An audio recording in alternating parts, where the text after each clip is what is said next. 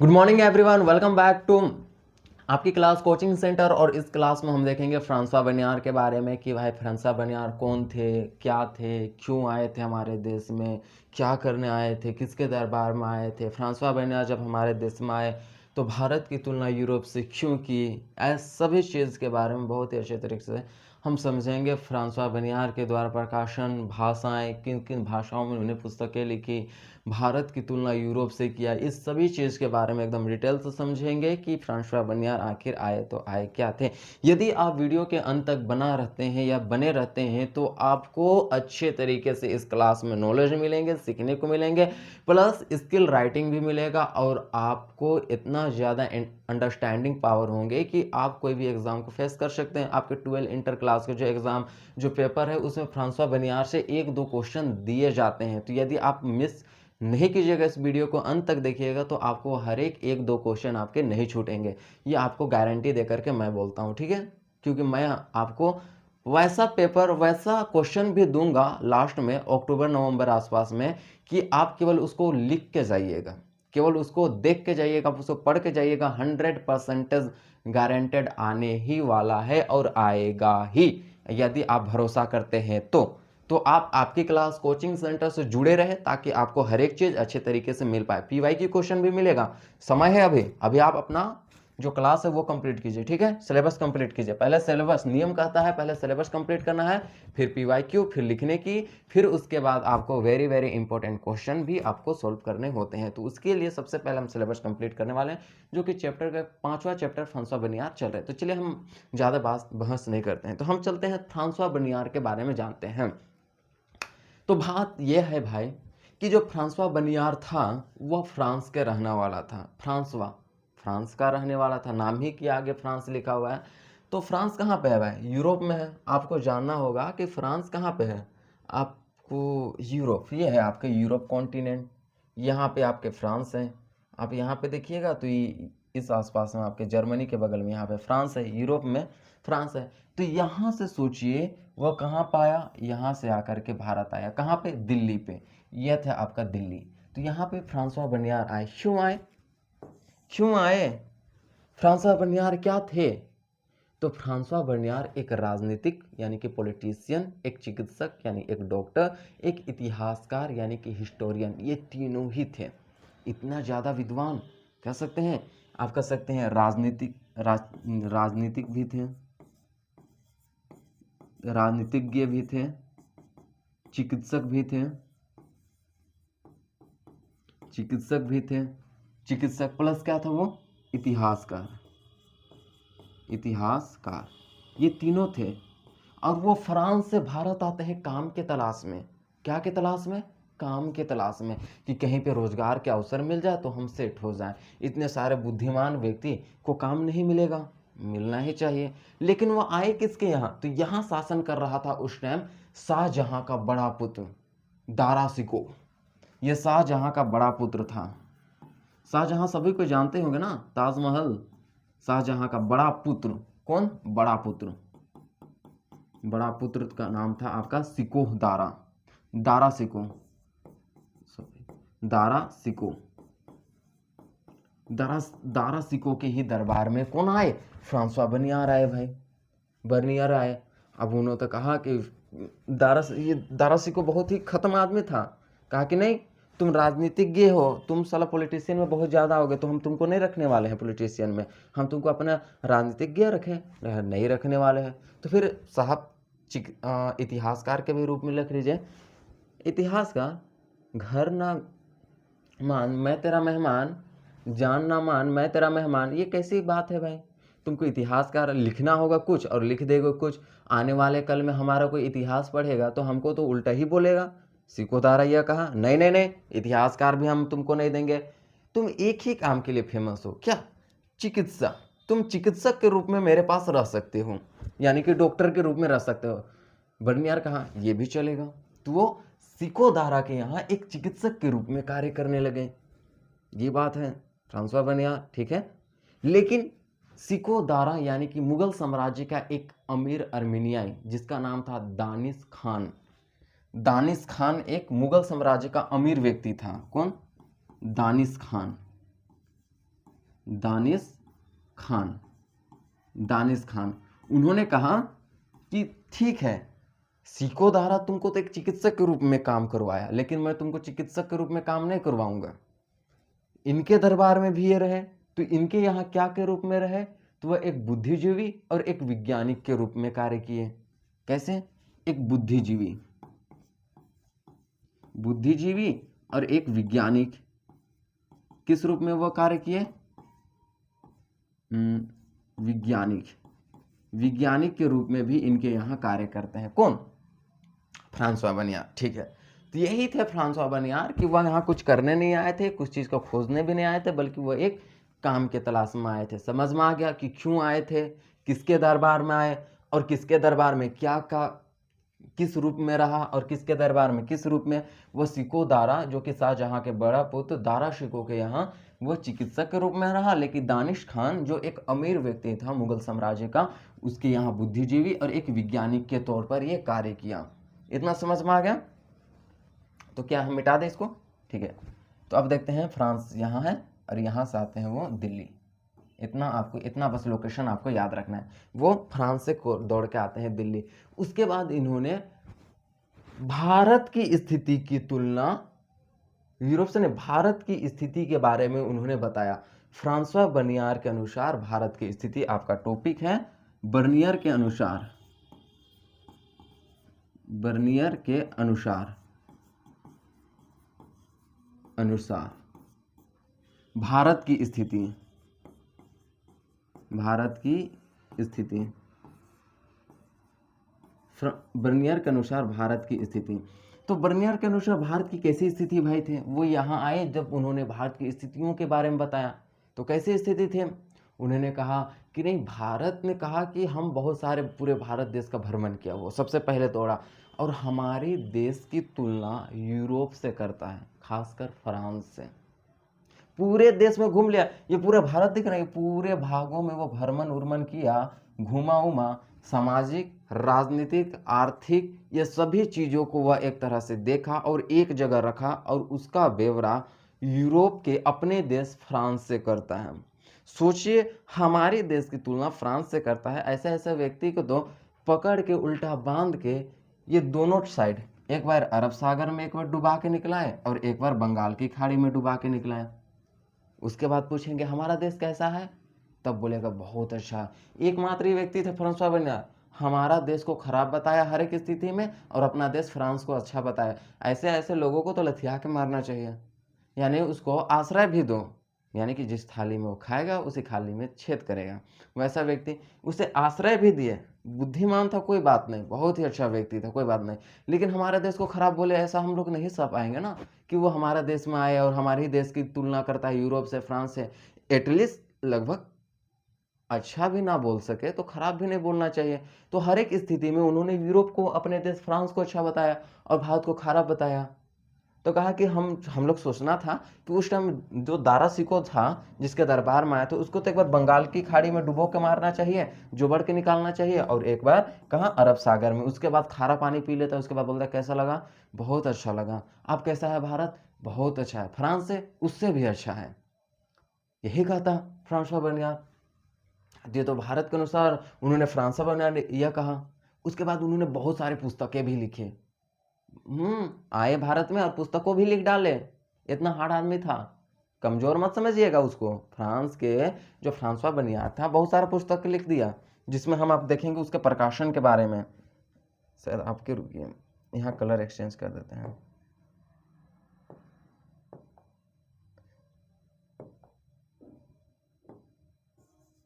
Colour exchange, ठीक है।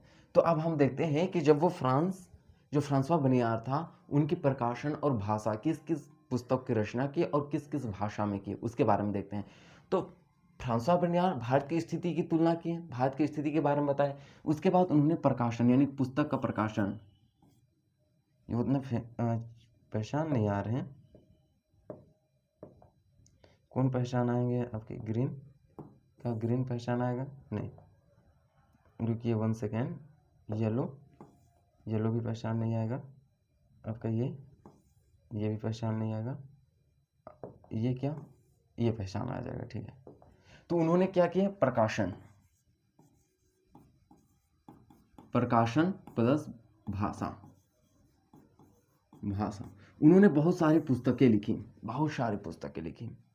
लगभग वो 1670 से लेकर के 1725 तक 8 बार उनकी पुस्तक छपी, बार छपी। कितनी बार? 8 बार छपाई की गई थी उनकी पुस्तकें।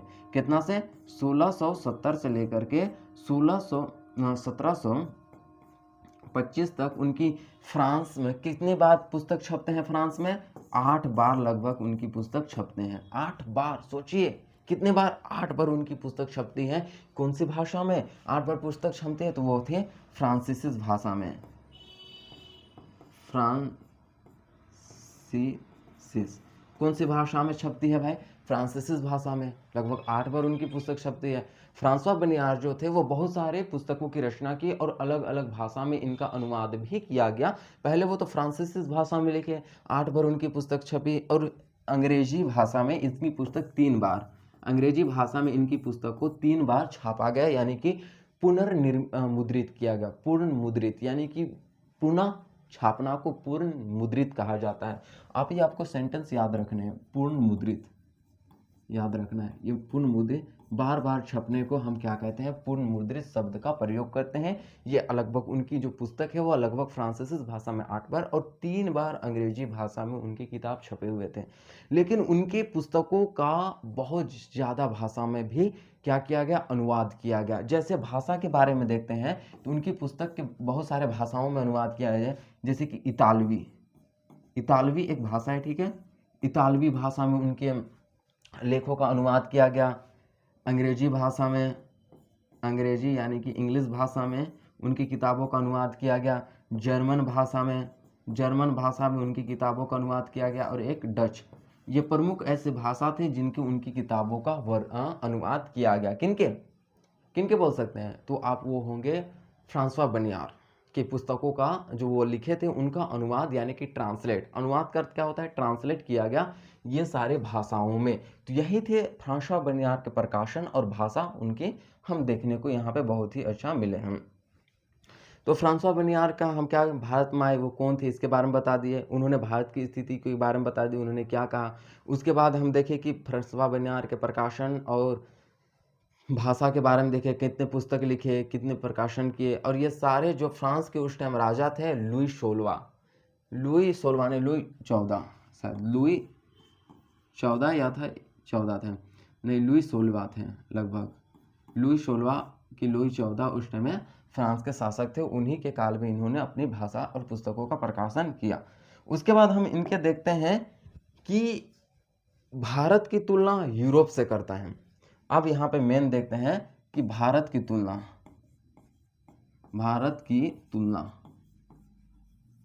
कहाँ से करता है? यूरोप से करता है। भारत की तुलना यूरोप से करता है। किस किस चीज़ों की? भारत में जब वो पूरे देशों में घुमा, ये हमारा भारत है, प्यारा सा भारत है, ठीक है। ये हमारा क्या है? भारत है। ये प्यारा सा भारत है, ये हमारा भारत है। पूरे भारत देश में वो क्या किया? घुमा, यानी कि पूरे भारत देश में घूमता है, फिरता है। ये पूरे जगह, हर एक जगहों पर वो जाता है। भारत देश में हर एक भाग पर घूमा और उन्होंने पाया कि यहाँ की सामाजिक स्थिति, यहाँ की आर्थिक स्थिति, यहाँ की राजनीतिक स्थिति, यहाँ की अर्थव्यवस्था, इन सभी चीज़ों की तुलना किससे करता है? यूरोप से करता है। कौन कौन सी चीज़ों की? राजनीतिक स्थिति, राजनीतिक हो गया आपका, राजनीतिक हो गया, सामाजिक हो गया, सामाजिक हो गए, आर्थिक स्थिति हो गए, आर्थिक हो गए, आर्थिक स्थिति हो गए, सामाजिक, राजनीतिक, सामाजिक, आर्थिक। उसके बाद देखते हैं सांस्कृतिक का अर्थ क्या होता है? सांस्कृतिक का अर्थ होता है रहन सहन, ठीक है। इन सभी चीज़ों की तुलना वह यूरोप से करता है। किससे करता है? यूरोप से। कौन? फ्रांसवा बनियार। और हर एक स्थिति में वो यूरोप को अच्छा बताता है और भारत देश को खराब बताता है। हमारे देश की सामाजिक स्थिति के बारे में खराब बताया, वहाँ का अच्छा बताया। उन्होंने हमारे भारत देश की जब तुलना किया तो भारत में एक चीज़ का उस टाइम अभाव पाया। कब आया था वो? लगभग वो 12 साल यहाँ पर रहा, शायद वो 1668 तक रहा, 1656 में आया था और 1668 तक वह रहा, 12 साल तक रहा। तब वहां उन्होंने पाया कि भारत में जो थे वो मध्यम वर्ग यानी कि मिडिल क्लास का अभाव पाया। यहाँ पे मिडिल क्लास नहीं है, तो क्या क्लास है भाई? जमीन का सारा स्वामित्व उन्होंने बताया किसके पास है? मुगल सम्राट के पास है। और नीचे किसान की जो स्थिति है एक तरह से पूरा दयनीय है, खराब है। उस टाइम ये बोला कि किसान की स्थिति कैसी है? खराब है। जमीन का मालिक कौन है? सम्राट है। और बीच में कोई भी वर्ग देखने को मिलता है क्या? मिडिल क्लास नहीं। फ्रांसवा बर्नियार कहा कि मिडिल क्लास यहाँ देखने को नहीं मिलता है। और उन्होंने घूमा उमा सारे चीजों को, इन सभी चीजों को, राजनीतिक, सामाजिक, आर्थिक और सांस्कृतिक चीजों को एक जगह इकट्ठा किया। इकट्ठा होगा ना। इकट्ठा करने के बाद वह हमारी देश की तुलना किससे करता है? भारत के राजनीतिक, सामाजिक, आर्थिक, सांस्कृतिक इस सभी चीजों की तुलना वह यूरोप से करता है। यह है आपका यूरोप। तो यूरोप से वह क्या करता है? इस सभी चीजों को तुलना करता है। समझ में आ गया इस चीजों को? और उन्होंने इस चीज के बारे में हम कैसे जानते हैं? क्या हम उस टाइम क्या फ्रांसवा बर्नियार के समय थे? ना तो हम देखे ना तो आप देखे।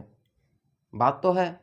क्यों यूरोप की तुलना की तो भारत को खराब बताया, यूरोप को अच्छा बताया। आप कैसे बोल सकते हैं? आप बोल सकते हैं मुझको, मैं कैसे बोल सकता हूं? क्या मैं वहां था उस टाइम? मैं जन्म लिया था, मैं उस टाइम देखा? तो मैं भी नहीं देखा हूं, आप भी नहीं देखा, तो हमें पता कैसे चलता है? तो फ्रांसवा बर्नियार का एक प्रमुख पुस्तक है travel in the Mughal empire. कौन सा? ट्रैवल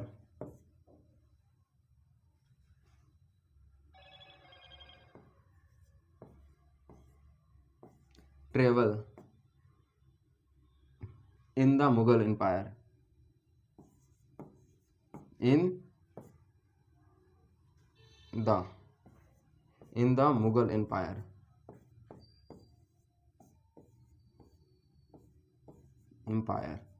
यह पुस्तक उनकी प्रमुख है, travel in the Mughal empire. यह प्रमुख पुस्तक है फ्रांसवा बर्नियार का। उन्होंने इसमें हर एक चीज़ भारत के बारे में बताया है और हर एक चीज़ भारत के बारे में लिखा हुआ है। आप कभी भी अगर टाइम मिलेगा तो आपको travel in the Mughal empire जो उनकी पुस्तक है आप कभी पढ़िएगा या तो फिर जानिएगा उन्होंने किस तरह से है भारत के बारे में हर एक चीज़ों की जो संग्रहण किया गया है वो travel in the Mughal empire में उन्होंने किया। और travel in the Mughal empire में बहुत सारी चीज़ों से हमें जानकारी मिलती है भारत की। समझ में आ गया इतने? कहीं पे कोई डाउट्स? तो इन्होंने इस तरह से भारत के बारे में बताया और भारत के बारे में वर्णन भी किया बहुत ही अच्छे तरीके से। अब हम चलिए हम देखते हैं कि जो बनियार के जितने भी कॉन्सेप्ट थे वो सारे से समझा दिए कि बनियार कहाँ से आए थे ये भी बता दिए, भारत की स्थिति कैसी थी वो भी उन्होंने बता दिए, उनके प्रकाशन और किस किस भाषा में ये सारी चीज़ भी बता दिए। हर एक चीज़ के बारे में अच्छा से बता दिए। आप उसका नोट्स लिख लीजिए, ठीक है?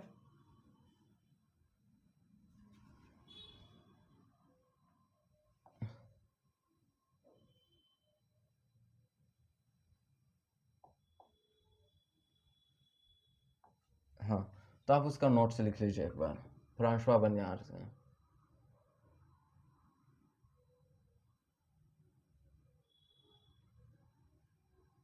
हम्म,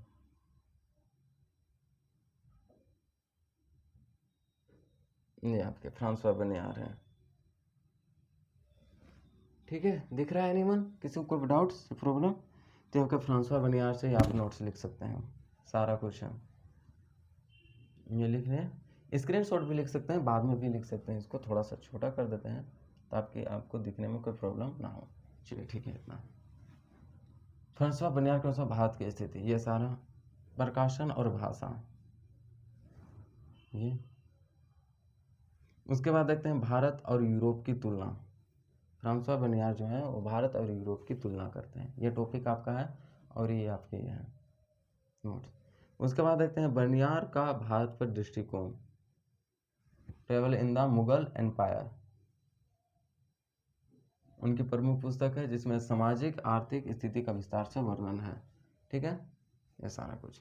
क्या आपको इतने सारे बहुत ही अच्छे तरीके से समझ आ गया? तो हम नेक्स्ट क्लास में फिर फ्रांसवा बनियार के बारे में समझेंगे। इस क्लास में इतना ही समझते हैं। फिर आज यदि आपको क्लास अच्छे लगे, अच्छे समझ में आए तो लाइक एंड सब्सक्राइब कीजिए और बेल आइकन को भी ऑन कीजिए ताकि समय समय पर मेरा जो क्लास है आपके पास पहुंच जाए। और एक जरूरी सूचना कि आपको प्रियांशु रैंक एकेडमी, आपको प्रियांशु रैंक एकेडमी एक मिलेंगे। एकेडमी आपको मिलेगा। ठीक है, तो ये मेरा ही एक चैनल है जिसमें हिस्ट्री के पूरे फाउंडेशन बैच, हिस्ट्री के पूरे फाउंडेशन बैच, पॉलिटिकल साइंस के, फिर ज्योग्राफी की, ये सारे चीज़ आपको कंपटीशन लेवल के हिस्ट्री के फाउंडेशन, हर एक चीज़ का फाउंडेशन बेस वहाँ उपलब्ध कराए गए हैं। यदि आपको कभी टाइम मिलता है, आप 12th क्लास एग्जाम पास करते हैं, तो आपके लिए वो भी लाए हैं कि 12th के बाद आखिर करना क्या है, आप किस एग्ज़ाम को दीजिएगा, वो सारी चीज़ बताएंगे। तो आप ये प्रियांशु रैंक एकेडमी सर्च कर सकते हैं, आपके लोगो मिल सकते हैं। लोगो कुछ इस टाइप से मिलेंगे आपको, वहाँ पे लोगो मिलेगा ये कहाँ, प्रियांशु रैंक एकेडमी, आप वहाँ देखिएगा तो वो फोटो देख के ही आप समझ जाइएगा थंबनेल से। तो आप कर सकते हैं, सर्च कर सकते हैं और वहाँ पे जा करके देख सकते हैं कि उन्होंने बहुत अच्छे तरीके से हिस्ट्री फाउंडेशन वहाँ पे समझाए हैं। यदि आपको अच्छे से जानना है तो पॉलिटिकल में कॉन्स्टिट्यूशन, ये सारी चीज़ आपको कहीं पे भी किसी प्रकार के डाउट नहीं होंगे। तो हम नेक्स्ट क्लास में फिर मिलते हैं। धन्यवाद।